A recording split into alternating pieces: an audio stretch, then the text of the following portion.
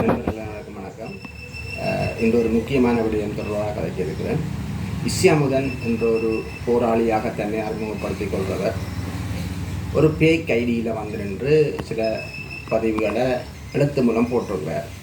முதல்வர் நேர்மையான ஆளண்டா உண்மையான ஆளண்டா அவருடைய ஒரிஜினல் ஃபேஸ்புக் ஐடியில் அவருடைய வீடியோ மூலம் அவர் அந்த குற்றச்சாட்டுகளை முன்வைக்கும்.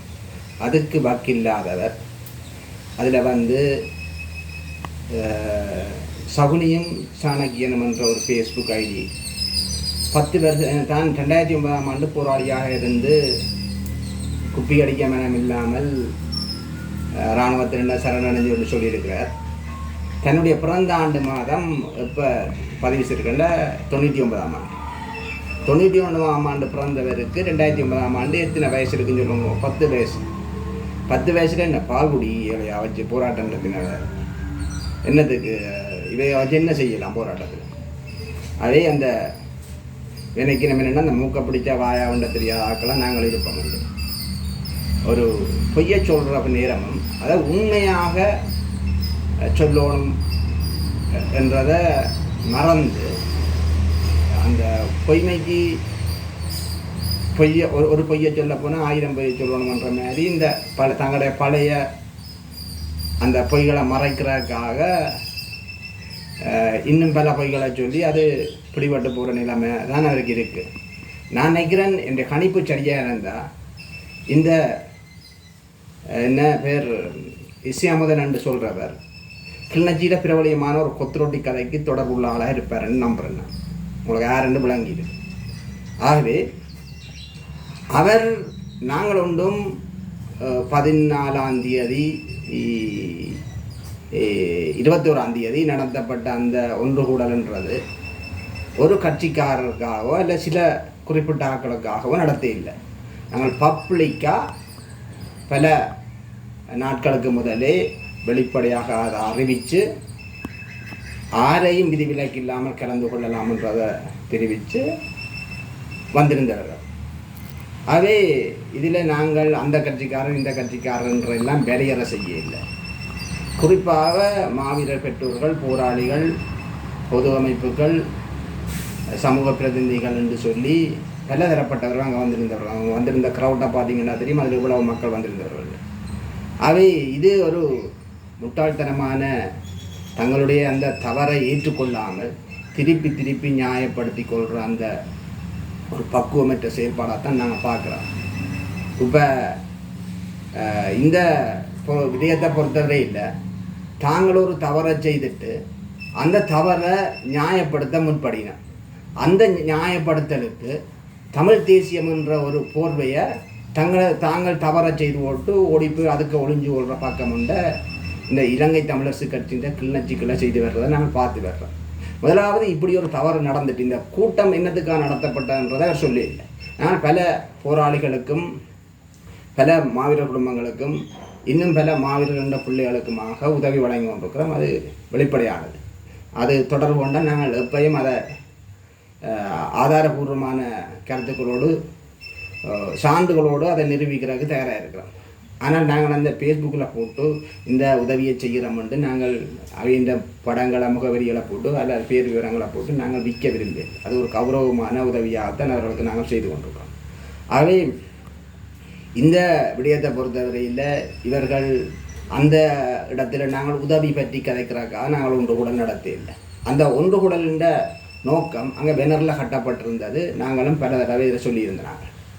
ஒரு 3 மாவீரர் தாய் லீலாவதி அம்மா பூனேரியை சேர்ந்தவா, இவா பாராளுமன்ற உறுப்பினர் ஸ்ரீதரன் அவர்களால் பொதுச்சுடரை ஏற்றுவதற்காக வர சொல்லி அழைப்பு விடுக்கப்பட்டு மறுநாள் 27ஆம் தேதி மாலை அவள் அங்கே போன நேரம் அவாவுக்கு அந்த பொதுச்சுடரை ஏற்றுவதற்கான சந்தர்ப்பம் மறுக்கப்பட்டு புரிதொரு தந்தைக்கு அது வழங்கப்பட்டிருந்தது. புரிதொரு தந்தைக்கு வழங்கப்பட்டிருந்தது இங்கே பிரச்சனை இல்லை. அது அவர் மாவீரர் பெற்றோர் ஏற்றலாம், அவருக்கு தகுதி இருக்குத்தானே. மாவீரர் பெற்றோன்ற முறையில் அவருக்கு தகுதி இருக்குது, ஏற்றுறது.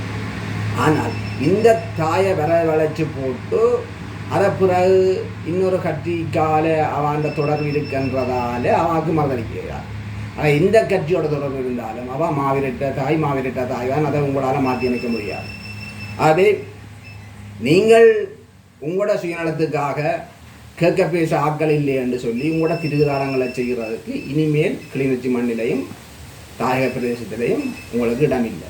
அது தெளிவாக நாங்கள் சொல்கிறோம். போராளிகளாகிய நாங்கள் அதுக்கு இடம் தர மாட்டோம். ஆகவே இந்த தில்லுமுல்லு கதைகளை விட்டுட்டு உண்மையை கதையுங்க.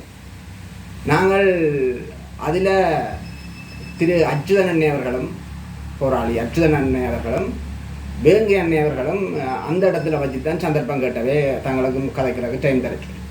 அதே நாங்கள் அந்த 2 போராளிகளுக்கும் சந்தர்ப்பம் கொடுத்த நாங்கள் ஏனென்று சொன்னால் அச்சுதன் அண்ணே அவர்கள் தமிழரசு கட்சியின் ஒரு உறுப்பினர், வேங்கை அண்ணே அவர்கள் சந்திரகுமார் சமத்துவ கட்சியின் ஒரு ஆதரவாளர் அவர் செயல்பட்டு வர்றார். ஆகவே 2 கட்சிக்காரருக்கு தான் நாங்கள் சந்தர்ப்பம் கொடுத்தனாங்க. அவை அச்சுதன்னு வந்து சொன்ன விஷயத்தை நீங்கள் பார்த்திருப்பீங்கள். முழங்காவில் துயிலும் இல்லத்திலே இதே தில்லு முள்ளு திருவிழாங்கள்லாம் நடக்கின்றதை அவர் வெளிப்படையாக கொண்டு கணக்கரைக்க காட்டுறது. இதே மாதிரி இந்த கிளிநொச்சி கனகபுரம் துயிலும் இல்லத்திலேயும் கணக்கரைக்காட நாங்கள் ஒரு வருஷமாக நாங்கள் கேட்டு கொண்டிருக்கிறோம் கணக்கரைக்க. அவை இவர்கள் நினைக்கிறார்கள் என்றால் தாங்கள் பாராளுமன்ற உறுப்பினர்கிட்ட அதிகாரம் இருக்கிறதாக தாங்கள் செய்கிற எல்லாத்தையும் செய்து கொண்டு போய்கொண்டே இருக்கலாம். நாங்கள் அதுக்கு இடமளிக்க போவதில்லை என்றால் எங்களுக்கும் இந்த குறுக்கு வழி சுருக்கு வழி எல்லாம் தெரியும். நாங்களும் எல்லாம் கடந்து தான் வந்த நாங்கள். அதை நீங்கள் கடக்காத நெருப்பாறுகளை எல்லாத்தையும் நாங்கள் கடந்து வந்த நாங்கள். நீங்கள் இப்போ சும்மா வெள்ள வட்டியையும் கட்டிக்கொண்டு எங்களுக்கு தேசியம் படிப்பிக்க வராதீங்க. தெரியும், 16 வயதில் நாங்கள் தேசியத்தை உணர்ந்து தான் நாங்கள் போராட வலிக்கிட்டோம். நீங்கள் இப்போ 40-50 வயதில் வந்துட்டு கிணட்டு தேசியம் கதை சொன்னிக்கிறீர்கள். அவை எங்களுக்கு தேசியம் படிப்பிக்கிறக்குரிய எந்த அருகதையும் உங்களுக்கு இல்லை. நாங்கள் 16 வயதில் சரியாக வலிக்கிட்டு சரியான பாதையில் போனாங்க. அவை நீங்கள் அந்த காலத்தில் என்ன செய்யுங்க, 2016 ஆண்டு 17ஆம் ஆண்டு 18ஆம் ஆண்டு இதில் நீங்கள் எங்கே போனீங்கள் எங்களை கேட்குற நீங்கள் உங்கள்கிட்ட நாங்கள் அதே கேள்வியை திருப்பி கேட்குறோம். 2009க்கு முதல் நாங்கள் களமுனையின் ஆயுதத்தோடு நின்ற நேரம் நீங்கள் எங்கே போனீங்க? உங்களுக்கு ஒவ்வொரு போலி கதை உங்களை இதில் நான் சொல்கிறேன். இந்த இசையமுதன் என்று சொல்லப்படுற இந்த கொத்துரொட்டி கதைக்கு தொடர்பானவர் இவரை என்ன சொல்லி இந்த போர் காலங்களில் தப்பினவர்ன்றதை நான் இதில் சொல்ல விரும்புகிறேன். எனக்கு அது தெரியுமா, அவர் ஒரு குறைபாட்டை சொல்லி கொண்டு அவர் தப்பி கொண்டு திரிய வலிக்கிட்டார். அதே இப்போ வந்து சும்மா மெக்க கண்டோன்னு இந்த மெக்மேனியா பிடிச்சாக்கள் மாதிரி வீராப்பான கதைச்சு மக்களை தீண்டி விடுற அந்த வேலையை செய்யாது. நாங்கள் சொல்கிறோம் என்னென்னு சொன்னால், இந்த வருகிற 11ஆம் தேதி ஜனவரி மாதம் அங்கே ஒரு நிர்வாக தெரிவு, கனகபுரம் துயிலும் இல்லத்துக்கான நிர்வாக தெரிவு அங்கே நடைபெற இருக்குது. இது இவர்களால் பிள்ளையாக சொல்லப்படுது என்னென்னு சொன்னால், அங்கே தூவி கட்ட போகிறோம் அல்லது நினைவு தூவி கட்ட போகிறோம், நினைவு தூவி கட்ட போகிறோம், அதுக்கான கூட்டம் என்று சொல்லி மக்களை பொய் சொல்லி ஏமாற்ற வலிக்கிறார்கள். அங்கே ஒரு நினைவு தூவிக்குமோ சமாதி கட்டுறதுக்குமோ அந்த கூட்டம் இல்லை. அங்கே இந்த கடந்த காலங்களில் இந்த தமிழரசு கட்சியால் கட்சி ஆதிக்கத்துக்கு வச்சு பல மாவீரர் பெற்றோர்கள் போராளிகள் பணத்தில்லு முள்ளுகள் நிறைந்த அந்த நிர்வாகத்தை ஒரு நியாயபூர்வமான புதிய நிர்வாக தெரிவு ஒன்றை செய்கிறதுக்கு நாங்கள் அழைப்பு விட்டிருக்கிறோம். தை மாதம் 11ஆம் தேதி இது சென்ற அந்த கூட்டத்தில் நாங்கள் கூட்டத்தில் எடுக்கப்பட்ட முடிவுக்கு அமைவாக இந்த இதை செய்கிறோம். அதே உங்களுக்கு தில்லிருந்தால் அந்த இடத்துல வந்து நீங்களும் கூட தெரிவுகளையும் நீங்களும் செய்யலாம். ஆனால் கட்சிக்காரர்கள் எந்த கட்சியாக இருந்தாலும், சமத்துவ கட்சியாக இருந்தாலும் சரி அல்லது தமிழ் தேசியத்தின்பால் நிற்கிற கட்சியாக இருந்தாலும் சரி, எந்த கட்சியும் இந்த பிரதான 5 நிலைகளுக்கும் வரையிலாது. அதே நேரத்தில் தமிழ் தேசியத்தின்பால் ஈடுபாடுள்ள கட்சிகள் அந்த நிர்வாக உறுப்பினர்களாக ஒரு குறிப்பிட்ட வீதம் அவர்கள் கலந்து கொள்ளலாம். அந்த நிர்வாகத்துக்கு வர்றதுக்கான இடமில்லை. அதை நாங்கள் வெளிப்படத்தன்மையாக எந்தவித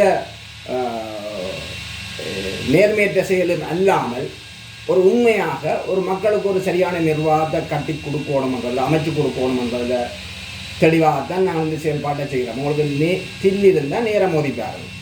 அதை இதை விட்டுட்டு இந்த மக்களை பேய் காட்டி சீண்டி விட்டு பொய்யான இதுகளை சொல்லி இந்த பேக் ஐடிகளில் வந்து கதைச்சு கொண்டு நீங்கள் சும்மா குளறுபடிகளை செய்யாதீங்க. உங்களோட குளறுபடி அரசியலை தான் நீங்கள் இதுவரை காலம் செய்து கொண்டிருக்கிறீங்கன்றது எங்களுக்கு தெரியும். நீங்கள் மேடையிலே ஒரு கதை, ரங்கினா ஒரு கதை, வீட்டை போனால் ஒரு கதை, வெளிக்கிட்டா ஒரு கதை கதைப்பீங்கன்றது எங்களுக்கு தெரியும்.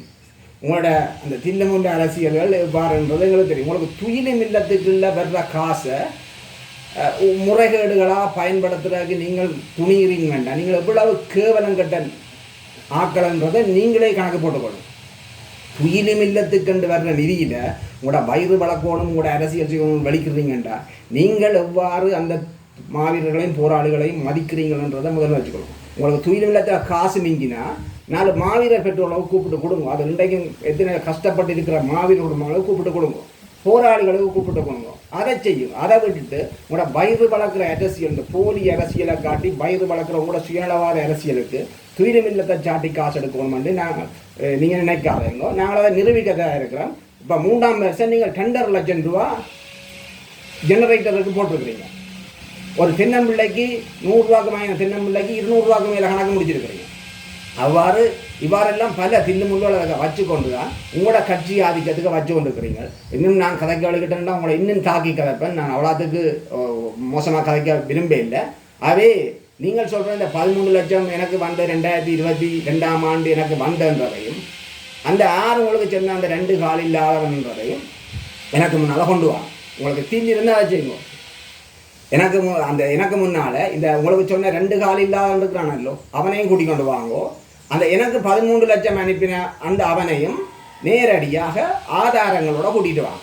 இதுவரையில் 15 வருஷம் நான் இந்த பொதுப்பணியில் இருக்கிறேன்.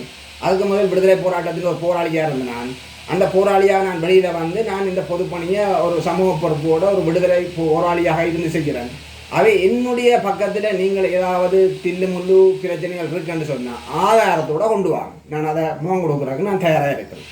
சரி, எனக்கு இதில் வந்து உங்களுக்கு இந்த போலி விடயங்களுக்கெல்லாம் கருத்து சொல்லி கொண்டிருக்க வேண்டிய தேவையில்லை. ஆனால் இது இருந்தாலும் இந்த மக்களை குழப்புற இந்த தில்லு முள்ளு விஷயங்களுக்கு முற்றுப்புள்ளி வைக்கணும்ன்றக்கா நான் இந்த கதையை சொல்கிறேன். உங்களுக்கு விரும்பினால் 1 ரூபா காசு என்னுடைய இந்த செயல் திட்டங்களில் நான் யாருக்காவது பிளவிட்டிருந்தால் நீங்கள் அதை ஆதாரத்தோடு கொண்டு வாங்கோ. நான் அதுக்கு முகம் கொடுக்குறேங்க நான் தயாராக இருக்கேன். ஓகே, ஆகவே உங்களோட இந்த தில்லுமுள்ளு அரசியலில் தயவு செய்து இந்த மாவீரர்கள் போராளிகள் இந்த விடயங்கள் துயிலுமில்ல விடயங்களில் நீங்கள் காட்டாதுங்க. நீங்கள் வெளியில் போய் தாராளமாக செய்யுங்க. உங்களோட அரசியலில் நாங்கள் குறுக்கிட இல்லை. நீங்கள் அதை போய் தாராளமாக செய்யுங்க. உங்களோட மக்களுக்கு பேய் காட்டுற அந்த போலித்தனமான இந்த வெள்ளப்பட்டி கட்டி கொண்டு மடிப்புக்குள்ளியாத அரசியல் செய்கிற இந்த அரசியலை நீங்கள் எங்களுக்கு காட்ட வராதைங்க. நாங்கள் இந்த அரசியல் எல்லாத்தையும் கடந்து வந்துட்டோம். அதை நீங்கள் மிக தாராளமாக உங்களோட பேய்காட்டுத்தனமான அரசியலை மக்களுக்கெல்லாம் செய்து கொள்ளுங்க. அதுக்கு மக்களை ஏற்றுக்கொண்டா நீங்கள் அதை செய்யுங்க. ஆனால் துயிலும் இல்லைங்களுக்கு உங்களுக்கு அரசியல் செய்கிறதுக்கு அனுமதிக்க மாட்டோம். அதே நேரத்தில் நான் திருப்பியும் கேட்குறேன், நான் இதில் பேரை சொல்லியே சொல்லுவேன். பேரை சொல்லி தனிமனித தாக்குதல்களை நான் தொடர விரும்ப இல்லை. இந்த பாராளுமன்ற உறுப்பினர் உட்பட அவருக்கு பின்னுக்கு நிற்கிற இந்த 1-2 அள்ளக்கைகள் நீங்கள் 2009க்கு முன்னுக்கு இந்த தேசத்துக்கு ஆற்றிய பங்கு என்னன்றதை நீங்கள் தெளிவாக எங்களுக்கு பட்டியல் போட்டு காட்டிட்டு நீங்கள் இப்போ அரசியல் கதையும். ஓகே, நன்றி. மக்களுடன் போராளிகள், மக்களுக்காக போராளிகள்.